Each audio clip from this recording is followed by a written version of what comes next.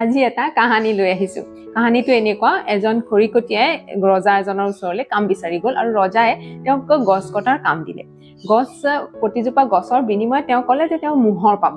তেনেধৰণে খুব কষ্টৰে তেওঁ আৰম্ভ কৰিলে কাম আৰু খুব বেছি উৎসাহেৰে তেওঁ কৰিবলৈ ল'লে। আৰু প্ৰথম মাহত তেওঁ 18 জোপা গছ কাটিব পাৰিলে আৰু সেয়েহে ৰজাৰ পৰাও তেওঁ বহুত বেছি প্ৰশংসা লাভ কৰিলে আৰু তেওঁ মোহৰো পালে।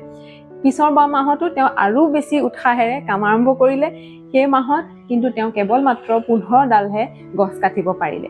তাৰ পিছৰ মাহতো তেওঁ আকৌ আৰম্ভ কৰিলে সেই একেটা উৎসাহেৰে আৰু তেওঁ ভাবিলে যে নহয়, এইবাৰ মই আৰু বেছি সময় দিম আৰু বেছি সময়ো দিলে।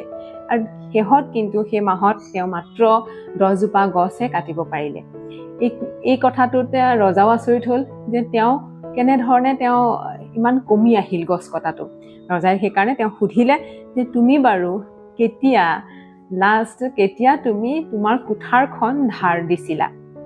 কথাটো ধৰিব পাৰিলেনে বাৰু? কুঠাৰখন ধাৰ নিদিয়াকৈ যদি বাৰে বাৰে আমি কষ্টও কৰি থাকোঁ, তেতিয়াহ'লে কিন্তু সেই ফল আমি নাপাম। আমাৰ প্ৰডাক্টিভিটি কেতিয়াও বাঢ়ি নাযায়।